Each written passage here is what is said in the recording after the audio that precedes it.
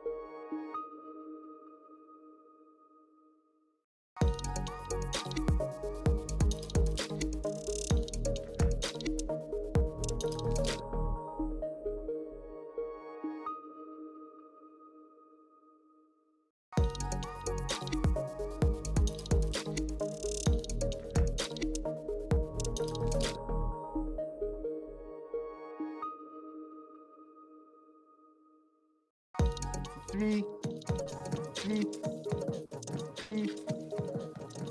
My name is Nathan Quao.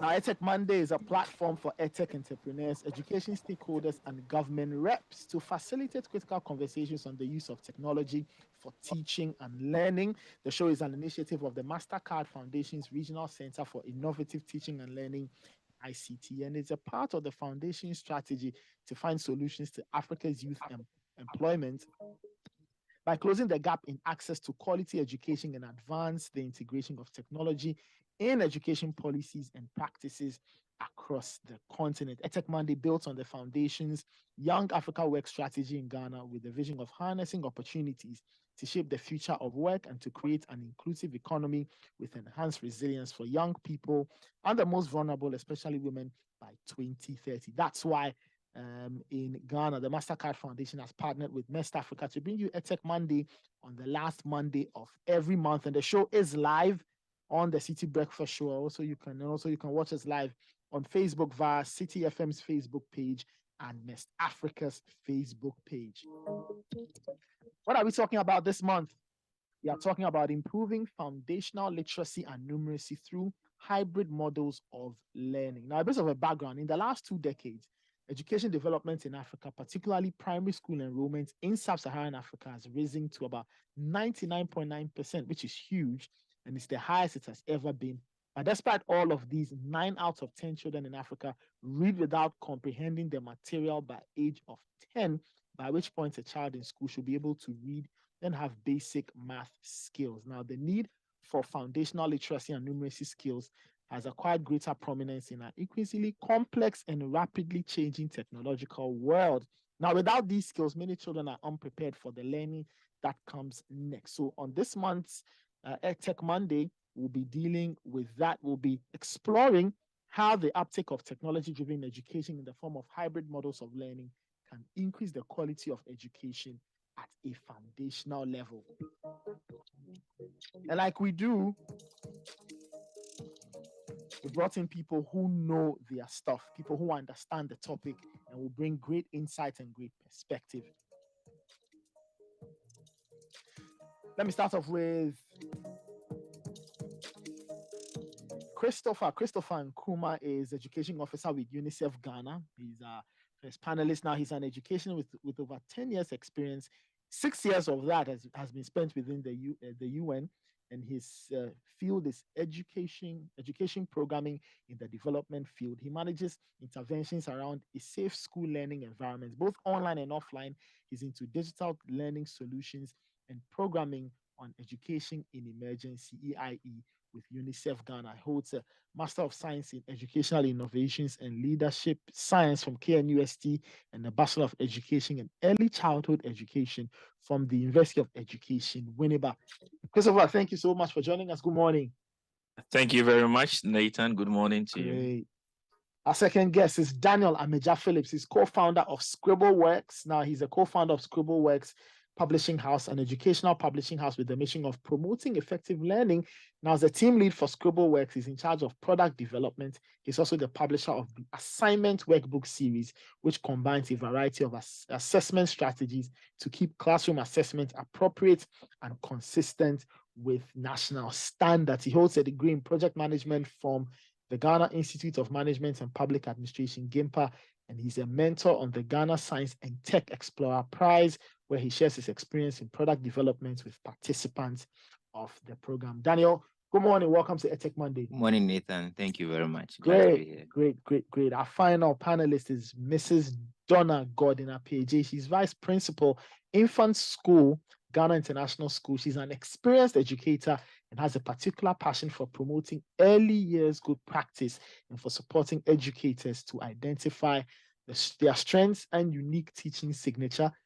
Donna believes in empowering students, teaching teams, parents, and the learning environment, and enjoys working with a transformational vision. And she's mentored teachers and facilitated teacher training in London and Ghana. And she says all children deserve an aspirational, empowering, and holistic foundation to their lifelong learning journey. And for those who don't know, she's also a singer and a songwriter. She's performed in musical theater and on TV in the UK. Donna, thank you so much for joining us. Welcome. Good morning. Thank you so much. And also good morning to your cherished listeners too. Wonderful, wonderful, wonderful. It's great having you guys here. Let me start off with Christopher. Christopher, primary school enrollment in Sub-Saharan Africa is great. 99.9% is, for anything, is always a good number. For all positive things, it's a great number. In terms of this, what is the case in Ghana? How many children are in preschool and in primary school? Thank you very much, Nathan, for that question. I think looking at the Sub-Saharan African rate of 99.9, Ghana isn't doing bad at all. In regards to the primary school enrollment, Ghana is at 99.2%. When you look at the Education Management Information System data for 2020-2021, so it means that Ghana is just around 0.7 below the regional threshold. Okay. And at the preschool level, where I just want to emphasize that when we look at preschool within the Ministry of Education, we're looking at the kindergarten, because that is directly under the Ministry of Education, the creches and nurseries under the Ministry of Gender. So I want to flag that in kindergarten, the enrollment rate is 105.9%. So wow. You could see that Ghana isn't doing bad at all in terms of enrollment. I see. Right. I see. Let me throw the next one to everybody. Let me start off with Daniel, and let's talk about the role that education technology can play in fostering learning and just laying the foundation for positive learning outcomes when we talk about literacy and numeracy. Thank you. And very after much. that, everybody can also give their perspective on the same question. Sure. So education technology actually sets the stage. Okay. So it comes with let's say you are able to assess students, with education technology, you're able to gamify the learning experience. It's making it more fun and engaging. We are also able to see their attainment levels in real time. Okay. And it opens them up to a lot of other possibilities. Children, can sometimes, with these technologies, they can even learn at a faster pace. Okay. They also have the opportunity to refer back, as we call it asynchronous. That's when you have videos and other learning materials that they can always refer back. So it gives them the chance to learn at their own pace. So essentially it sets the pace, for endless possibilities in education space. Donna? Yeah, so just on the piggybacking on you, from looking at it from how it affects our learners, there's so many opportunities to make educational experiences very exciting and also to take them from their boundaries. So for example, if you're using a Google tour, you can go to another country when you're learning about geography, or you can use it as a stimulus for writing. You can visit a virtual museum. You can talk about art. You can use it as a stimulus for you. You can use, even on your phone, everybody can get access to technology using their phone. There's apps for phonics. We're talking about literacy, children developing literacy and numeracy. There's apps that teach how to pronounce the sounds, how to develop the language in that way. Also recording for teachers. Okay. Teachers can record their best practices. They can share, they can in real time collaborate with other teachers in their own school, in other schools around the world, get access to the top most recent research for free using technology. Also, in just piggybacking on what you said, Daniel, on how students can also use it for asynchronous learning. So even whilst you're teaching the class, if you have a device in the classroom, you can be supporting another child to understand that concept or extending another child at the same time as teaching. So it's like extremely powerful.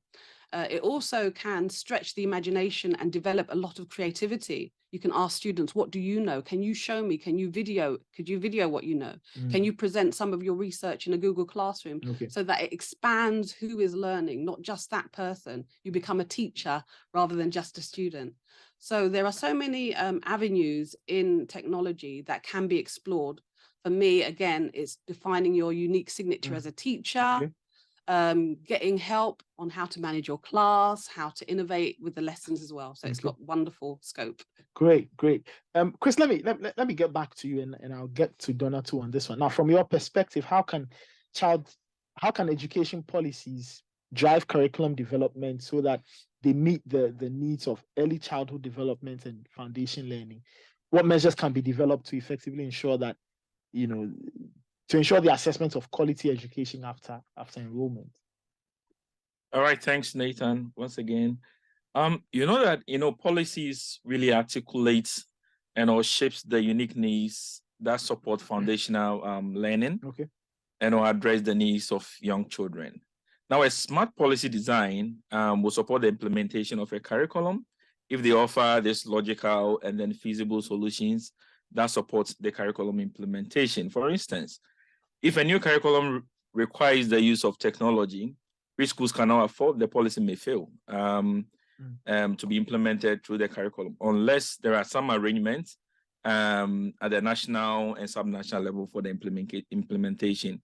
Ghana has in place quite very relevant policies that drive education to address the unique needs and lay strong foundations for young children. Some key policies around early childhood care development policy under the Ministry of Gender, the early childhood education policy. You're looking at complementary basic education, the ICT in education, the F-cubes, name them. There are a lot of policies that and strategies that are developed based on a lot of evidence. And these are giving best practices and learning and directing the development of key curriculum. And this informed the development of the curriculum that we're implementing now, that is a standard-based curriculum, which really focuses on the 4 R's, the writing, the reading, the arithmetic, and the creativity at all levels, the foundational literacy and numeracy for the early years. So it tells you that early childhood is a very critical area where we can make children. And that is why the Ministry of Gender, Ministry of Education have these policies. And they have really developed the developmentally appropriate standard-based curriculum to address the needs of children within this cohort. So policies really direct how we operate, or how we operationalize key sectors and thematic areas in the country. And I think the education sector have a lot of policies which have directed the development of the standard-based curriculum, which is also competency-based and really helping children to be really productive, not to fit in Ghana, but also globally, and have this kind of lifelong learning. And in terms of measures that can be developed to effectively ensure that the assessment of quality education after enrollment, Nathan, we're looking at assessments is at different levels, okay? There are some direct and indirect assessments, and with direct, we can look at the national standardized test that is being implemented, or some locally developed tests that are conducted for learners. But when you look at the basic school curriculum, it's categorized assessment under 3 different phases. Okay. You got a diagnostic assessment, the formative assessment, and a summative kind of assessment. So when children are enrolled in schools, there's a need to conduct this kind of diagnostic assessment. Diagnosis, just to understand children, just to understand where they are, and also even check their health and other things, so that it is strategic for the teacher or for the school to place children to be able to implement kind of age and level appropriate pedagogy. And I must say that UNICEF, Ministry of Education, Ghana Health Service, that's this kind of health screening for children on my first day of school, just to understand the health status of whatever. There are other interventions around strengthening teacher accountability to reach all students, differentiated learning, that also diagnose children's ability in reading and writing and place them at different levels so that the teacher can really effectively plan and attend to their needs. Donna, do you want to provide a perspective? Yes, I just want to add to what I'm going to go into the classroom, into things that probably people at home be wondering about more, is then when you have these policies and they're in place, then there's the interpretation and the making them come to life. And those are the things that I am interested in. I am interested in, how do you make assessment exciting for a student? How do you make assessment show you more than what your kind of your boundary of what you're looking for? So as again, if we're looking at the hybrid model, the hybrid model enables us to have our students demonstrate their knowledge in many different ways, because we know that students learn in many different ways. You have visual learners, you have kinesthetic learners, you have learners that are very structured and logical, some that don't, they don't like to even sit down. So you're teaching shape in a classroom and you want to assess, does Kwesi know that how to define a square? What are the Kwesi, you and your 4 friends go and make a square with your bodies. It's very different from sitting down and asking him what are the different aspects. And so those kinds of skills that teachers employ in the delivery of the policy is essential. And this is where you can upskill teachers, is you widen the scope of how they deliver the policies, how they deliver their lessons, how they reflect on their lessons. And technology is extremely useful in that. You can record your lessons with audio with your smartphone. You can listen to the levels of questioning you're using with children. Critical thinking is enhanced by the type of questions you use with students. If you're asking them questions that cause them to have to join all that they know already together, you're extending them already. If you're asking them to questions that make them have to collaborate, you're using 21st century skills. If you're asking them questions that they have to go home and research, you're extending their concept of learning beyond the classroom. So those are the things that also technology develops. Policies, I think, also should be futuristic as well. So you have your current, what you're dealing with currently, and you're thinking about, what does the future for Ghana, what does the future for our students look like? What are the qualities that are holistic, not just the academic qualities? What are the character features of our future that we want? Do we want our people to be analytical? Do we want them to be integral? And then you build that into how you deliver and interpret the policy. And not only the teacher is responsible for that, but also other stakeholders, that's parents and the community. And there's so many ways that you can leverage the community and parents and support them with that shared vision of together, we're going to make sure that our children are learning what we've literally said they're going to be learning. Yeah. Wonderful, wonderful. We're still listening to EdTech Monday on the 27th of March. This is the March edition.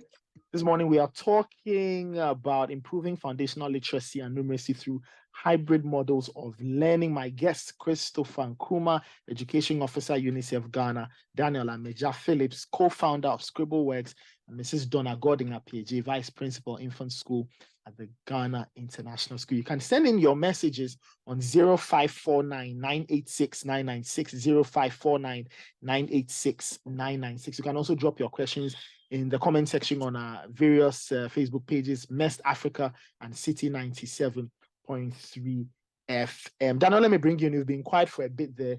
I think one of the most interesting things we highlighted from the beginning was the disparity between enrollment and the foundational literacy and numeracy. Now, what do you think our education ecosystems are lacking at that foundational level? What are the major things that are lacking there? So I think it's a harmony of all the other variables, because if we've had enrollment go up 99.9% over the last 2 decades, okay, and as of now, nine out of 10 students under the age of 10 years cannot read and comprehend what they are reading, then it tells you that even though we've had growth in access, okay, there's an imbalance with all the other factors. So talk of professional teachers who are going to handle all these kids. As the numbers have increased, I mean, the number of teachers must also increase proportionally. Okay. We are looking at instructional materials, the teaching and learning materials. So we've had this boom in access. Lots more children are going to school than they used to. Are there enough teaching and learning materials to support them? And you see, if the teachers are not also proportional, like with the growth, it means that the student to teacher ratio is going to increase. So it will translate to the amount of time and attention that the teacher can actually, give a child, during learning. And there's also poor infrastructure. So it's just that we've had an enormous growth. Okay, so we have more access now, but we need to now look at how all the other variables are also going to, match up to make sure that we get the quality mix of education This Great. is the idea. Great. Let me just stay with you. Let's talk about the role of parents. I mean, how critical are parents in this whole thing we are discussing? How can parents equip themselves to effectively support the children at that stage, that foundational stage? What can parents do? Okay, so let's do some basic math here. We have 24 hours in a day, and then children are to spend roughly, I think, 8 hours in school, and they're going to spend the rest of the day at home. So if you look at the ratio, children are spending twice as much at the time they spend in school at home. So it tells you that if the teacher the parent has to do like twice as much because they spend more time.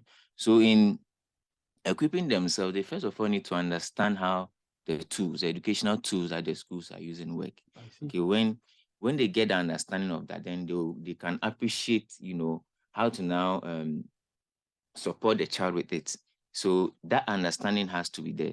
And secondly, there's this issue of child security online, and also how safe, children. I mean, you give them devices, they start from one point, and where they end up is a different thing altogether. So that is where parental control comes in. Parents need to know how to monitor and control, how the children access these devices, and it's actually very easy. So for Google per se, those who use Android devices, there's Google Family Link, where you can set up. You shouldn't give a device to a child like set up in your own account, because it gives access to a variety of things. But when you are able to open a child account, you use Google Family Link, you can, and it works for, I think, children ages of 13 and below. 13 and below. Yes, so it helps you to filter the kind of content that they can actually access with the device. So there are other third-party tools too that will even notify you that your child is trying to download this. You can monitor their text messages. I mean, if they want to even download a tool like YouTube for videos, it could suggest YouTube Kids that has more appropriate content for the children. And on iOS too, there's screen time on iOS where you can use it to basically do the same thing, control, because children shouldn't have too much screen time. Yeah. So you can use screen time on iOS to do that. And there's also family sharing where you can do all those things. And when it comes to parental control, there are about 4 layers. The first one is in-app. So some applications on the devices come with parental control features. Yeah. An example is Snapchat. So you can actually, through your account, create an account for your child. And then you can decide whether the child can make friends or make friends, whether the child can do searches or not. So it's actually quite a safe space. Second one is on the device itself. So those are the ones I mentioned earlier on, where you can use Google Family Link, and so on and so forth. And the third one is on the Wi-Fi. So you can set restrictions on the Wi-Fi, yes, such that they won't be able to access certain websites and certain information. Yeah. So these are some of the things that parents need to understand how they work, and then makes it easier. Donna, let me bring you. Daniel mentioned something apart from the parents. He mentioned teachers, and there was this ratio. That disparity. How do we deal with the challenge of that disparity at that early childhood development stage, where there aren't enough teachers vis-a-vis the amount of the number of children in classrooms? I ask this because you work in a school, so you see this. Yes. You kind of understand this far better. There's lots of things that you do that can inspire people and motivate people to see beyond education being just for older.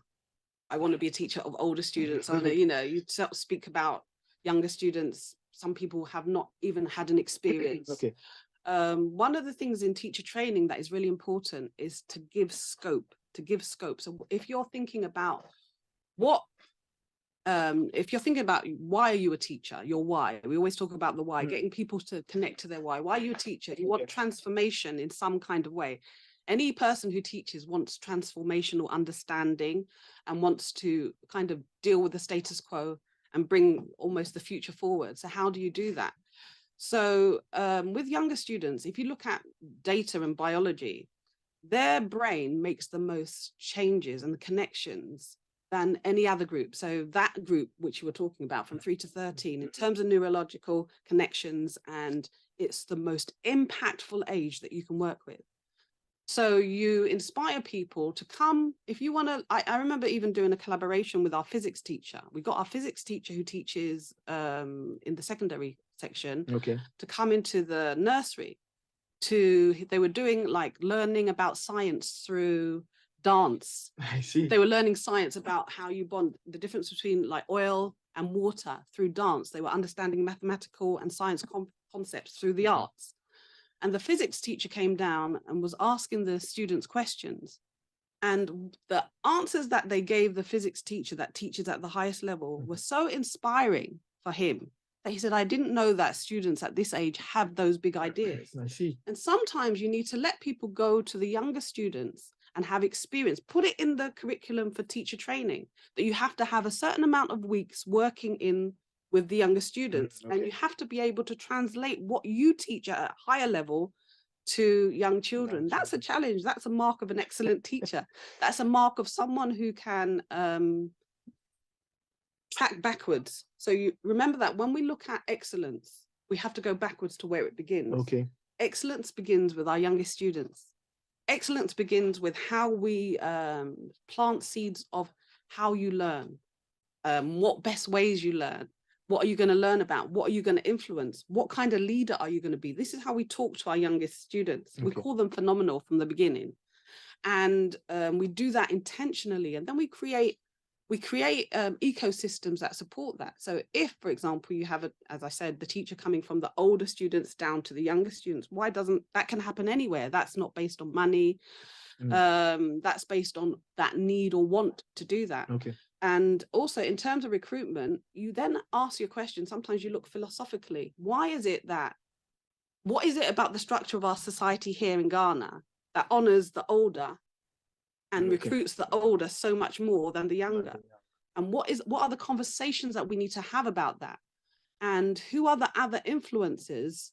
Because as we say in our ecosystem, it's not just the teachers, it's the parents, it's the nannies, the helpers, the people, the community around us that can also contribute to recruitment.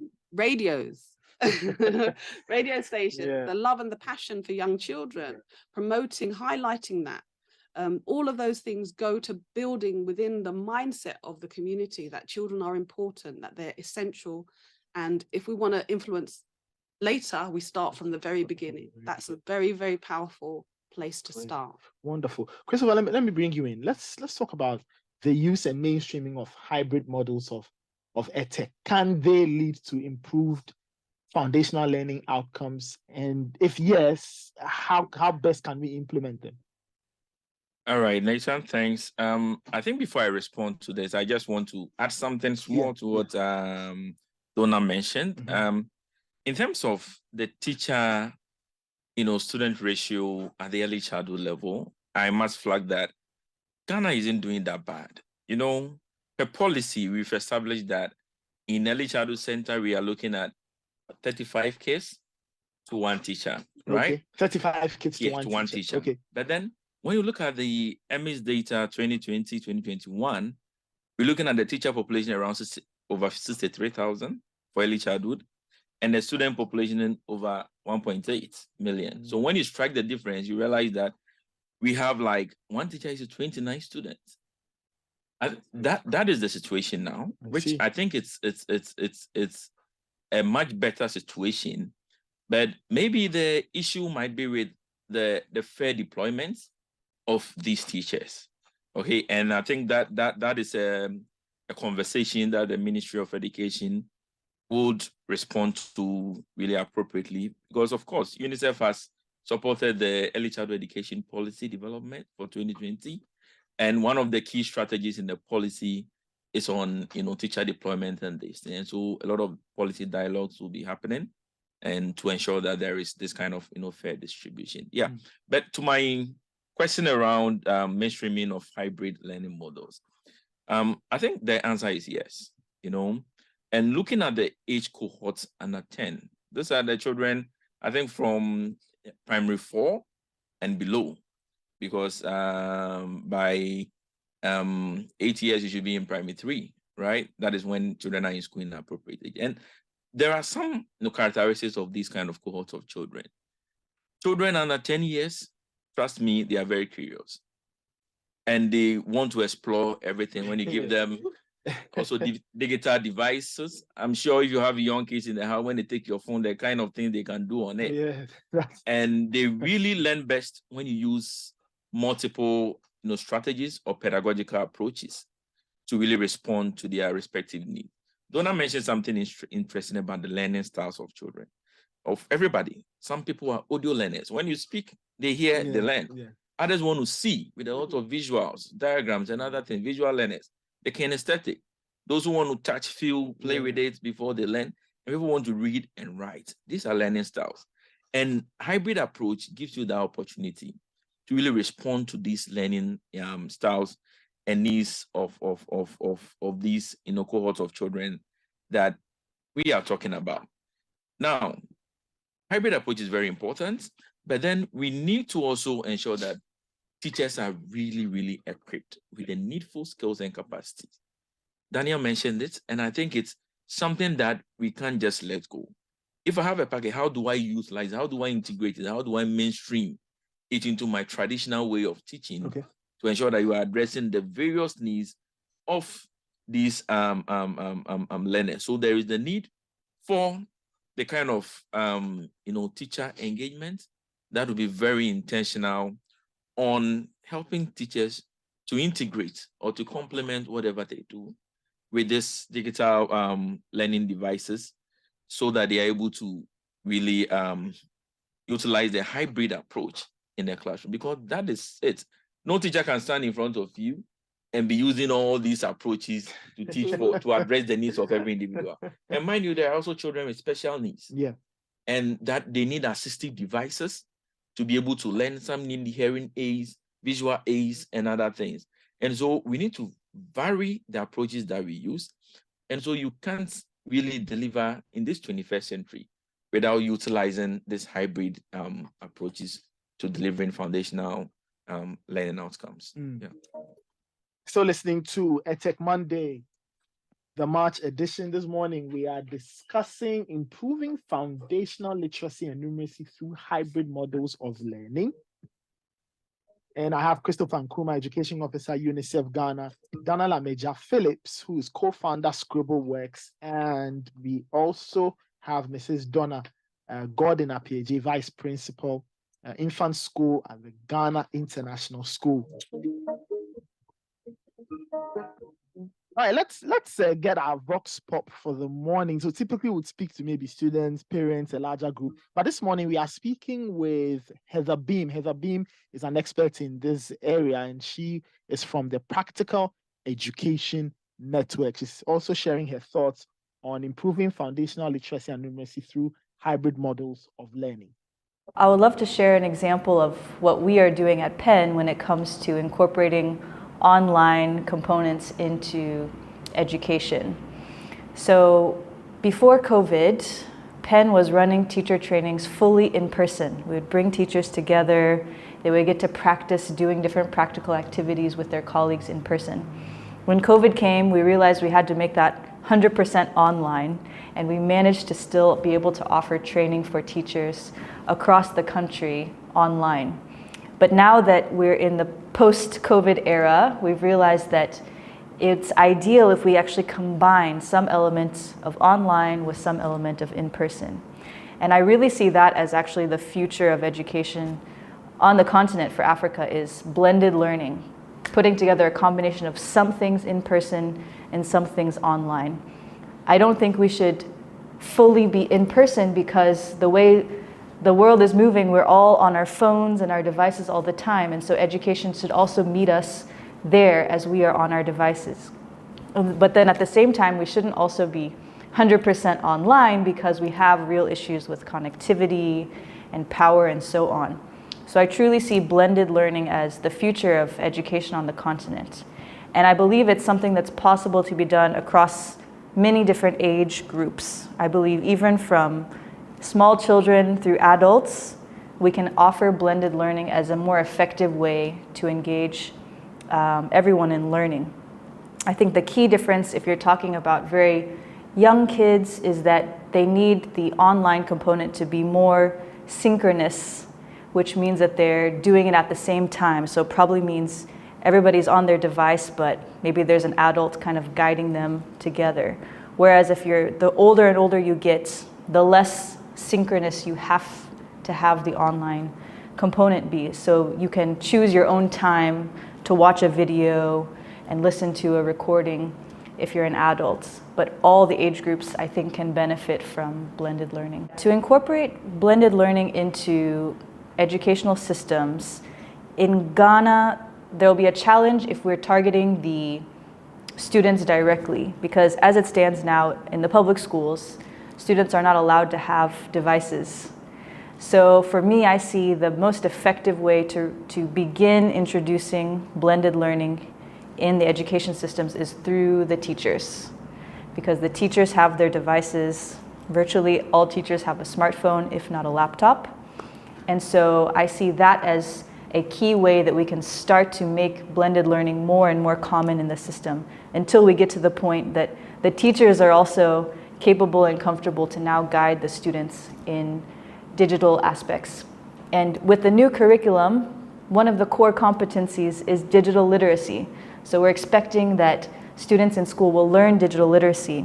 But I believe that in order for us to do that, the teachers first need to be equipped in the digital skills. So I see offering training for teachers as a key way that we can start introducing blended learning into the system.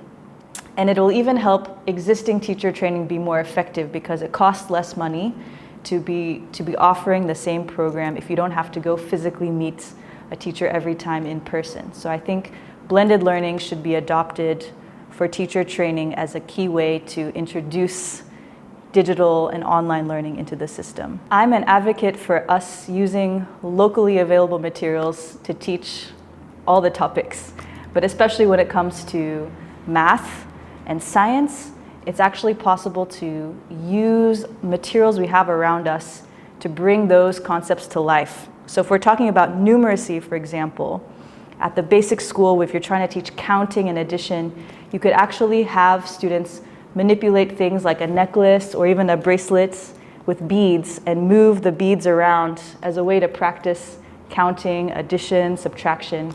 You can use bottle tops and manipulate them to show fractions. You can even have students themselves move around. For example, if you are teaching primary school students about telling time, you could have students move their arms in the form of a clock to represent the hours and minutes of a clock. So I'm advocating for us to use locally available materials to teach those foundational skills. And this can be done whether it's in person or even in a hybrid mode through the use of videos and recordings that we share. I'll also share that from our experience running blended training with teachers, which we have now run across 4 districts in Ghana, as well as for teachers in Rwanda and teachers in Liberia, we've seen that it's possible to offer education in a blended format. And even though we have real challenges of connectivity and availability of lights, cost of data, all of these challenges are real. But what we've seen, having done this in different locations now, we've seen that it's possible, and teachers are resilient to overcome some of these challenges. Teachers can be creative enough to find ways of dealing with these challenges and still persist to complete a training that's offered online or in person. So we shouldn't let those challenges prevent us from trying to really adopt blended education in our system broadly. So those were the thoughts of Heather Beam. Heather Beam is an expert in the area, and she's with the Practical Education Network. Remember, we are still talking about improving foundational literacy and numeracy through hybrid models of learning.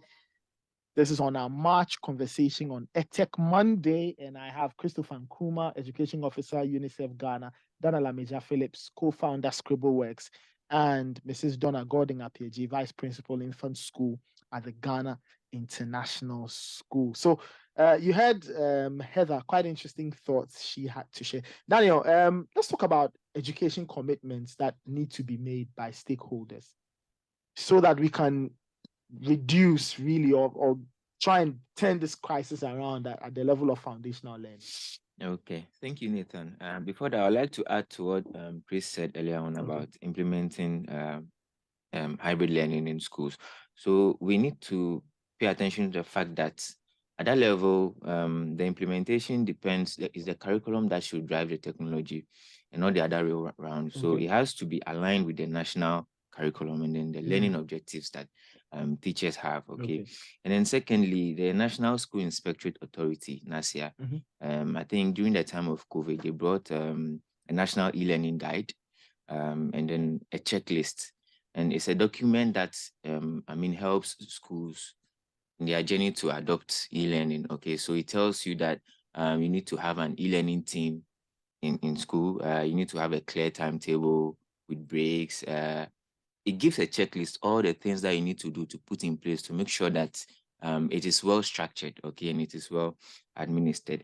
And then also, I think we need to look at the gap that teachers have in their with digital skills. So we need to do training and retraining of teachers so that they'll be able to work with these tools and platforms easily. Yeah. And then best use cases, we could look at something like Saturday classes where it's more informal. Okay, so that is a use case that we can actually do hybrid learning, where students can do some discussions online or so on and so forth. And also with mock exams. So for instance, at Scribble Works is one of the things we do. When children are going to write the BEC, we have a few tablets that we visit their schools. We make them write mock exams, okay, and then they see their results instantly. So what happens is that it takes some of the burden of the teachers, and it's a clear case of integration because they write mocks anyway. So when you give them that provision, like you are integrating it into the normal, and vacation classes too, you know, can be a very good approach to integrate technology. Yeah, so with the educational commitments that need to be done, I think we need to look at the infrastructure. Okay, simple things like projectors. Okay, a projector and a speaker could go a long way. Yeah, in a school could go a long way. So imagine, I think one of the subjects they do now is history.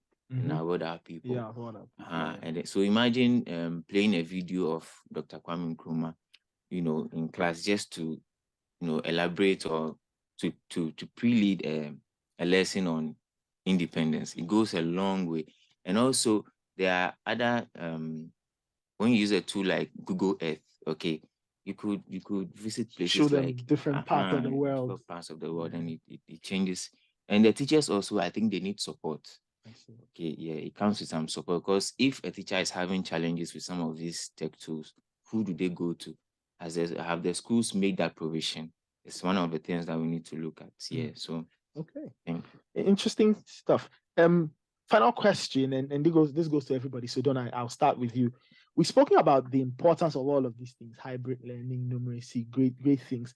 But how beneficial is foundational learning to the well-being and future of Africa's growing population? Africa's population is growing, it's getting more and more youthful. And what does it mean to our own future in achieving SDG 4? And Ghana is big on meeting a lot of these goals, but really, how beneficial will all of this be to our own future as a country and as a continent, you know, at large? So we're looking at placing ourselves on the worldwide stage and being very much aware of where our strengths lie, and being able to prepare our students to be anywhere in the world, including Ghana. Now, one of the things that, if you want that to happen as well, there's something that we do called technology in problem solving. And we use tech in problem solving. Yeah, we use technology in problem solving, not just to use technology in problem solving, but to place in the heart of every student a commitment to Ghana. A commitment to Ghana as in, what are some of the issues here that if we think and we collaborate and we critically think, what are some of the solutions? So we use like a model of that. The end game for me is always not so much the how, It's the why and the end. So why are we using technology? Why are we doing all this? We have an aspiration for our children to be able to compete on the global market and to also dominate in some areas. Yeah. So as I kept going back to, it's one thing having all the hybrid, but that intention of rounding our students must be there as well. So that development of using hybrid technology to develop critical thinking, to develop collaborative skills, communication skills. Here in Ghana, there's an excellent tradition of oracy. So when we're thinking about early stages of literacy, why don't we start with oracy? What about the people in our community that have stories, that can tell stories, that can bring them to life? I was talking to someone about Disney. Disney's main character is who is that? Mickey Mouse. Yeah. And everybody knows, we're in Ghana talking about Mickey Mouse. In Ghana, we have a history of Anansi, and that creativity and that literacy around Nancy producing books, producing a whole model, a whole industry around that big concept, and introducing oracy, oral storytelling. Our nannies at home can do that. Mm-hmm. The listening skills that come with developing literacy come from that. The rhymes, the games, all of that is language. Mm-hmm. And then we interpret it in a hybrid model. A child doesn't want to write. The projector may put on the screen an exciting scene. What do you hear? What do you see? What do you smell? Let's start to write those things down. We're in traffic all the time. When we stop in traffic, get our children to look around, look at the symbols around us, the language, the billboards, find the letters, start to use it. So, you know, there's so many things that we can do. If we're thinking about also digital through radio programs can do a small segment, maybe a small story segment, get our influencers on. That's what people do, to talk about literacy, to talk about stories. You can even have a proverb of the day to inspire critical thinking and to have conversations with families. Parents, you have phones on your devices. Schools can support parents in knowing what type of apps are useful for literacy and numeracy, and simple things like that. When you're away from your children, you may have had to travel somewhere, another part of the country. You can record a video of you reading and send it to your child on your phone. That's very simple. Wonderful. Chris? Yeah, I think foundational learning is very, very essential and it's non-negotiable, right? So because it provides the essential building blocks for all learners in terms of knowledge and even progressing in the educational academic calendar, you need this foundational learning. And basically it's around literacy, numeracy, or life skills, and that bit. Now, if you want to be successful in school and later life, you should have a strong grasp of the ability to read at the age appropriate level, to understand numbers, because these are the things that you carry on in or throughout your education ladder or attainment. So children who cannot really read or understand simple tests will really struggle to learn at any level. And when they struggle to learn, the challenge is about children might drop out of school because they are not learning. Yeah. So this is really essential. And nationally, we could also count on the issue of greater youth unemployment and issue of deeper levels of poverty that we're trying to address. And so EdTech or education technology is very, very critical to bridging this gap. All right. So I think let me just wrap up here with that is the reason why UNICEF is working with government, different agencies to really promote foundational learning through diverse programs like the differentiated learning, learn at the right age, and all those things, plus implementing some digital learning solutions, because this is it. We need to, if you can't read, then you can't progress. And so we need to utilize all those EdTech solutions to really help us learn. Wonderful. Daniel? Yeah, I think they've said it all. But let me add a few things. So yes, I see it more as a means to an end. It helps in attaining some of the other SDGs. So you're looking at reduction of poverty. When you're able to, sail through finally, you get a decent job, or you can even create jobs yourself, just entrepreneurship. Yeah. So it also gives us a more skilled and productive workforce. So yes, helps us to attain some of the other SDGs. And in empowering the youth, girls, women, and other indigenous groups. So as Chris also said, it helps to transition because you realize that as you move up the academic ladder, there's more integration of technology. So universities these days, I don't think there's a lecture without projections and you having to do research, Zoom class, and all of online, that. Yeah. So great. Yes. Concluding thoughts. I mean, Donna, I wanted to ask something. I was going to just say that one of the things that maybe we haven't spoken about in this conversation about technology, which is really powerful thing, is how technology documents ideas. And although it facilitates ideas by what stimuluses you use, like if it's visual and all that, it documents ideas, and ideas are what change the world. So some of the motivations for thinking in so many different ways is collaborative experiences through technology, so that you're not limited to who is physically available to you. You have access to some of the best authors, some of the best mathematicians, some of the best teacher training, some of the best virtual experiences, so that your total holistic learning goes beyond what is physically available to you. And that's a really important aspect of technology. And also to remind people as a stimulus for our learners that we need you to be literate, because what you carry inside you, your ideas, your wisdom, your brilliance needs to be shared on a wider scale, and literacy will help you with that, and numeracy. Great. Yeah. Wonderful. Thank you so much to my guests. This morning, we're talking about improving foundational literacy and numeracy through hybrid models of learning.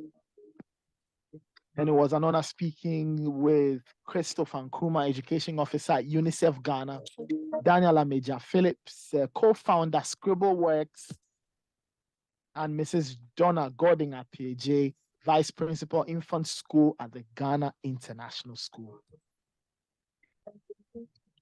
Ladies and gentlemen, thank you so much for coming through. We appreciate that. It was a wonderful conversation, and I'm sure we'll get to do this again sometime soon. Sure. Okay. Thank you very much. Right. Thank you for your listeners as well. Great. And thank you all there for listening.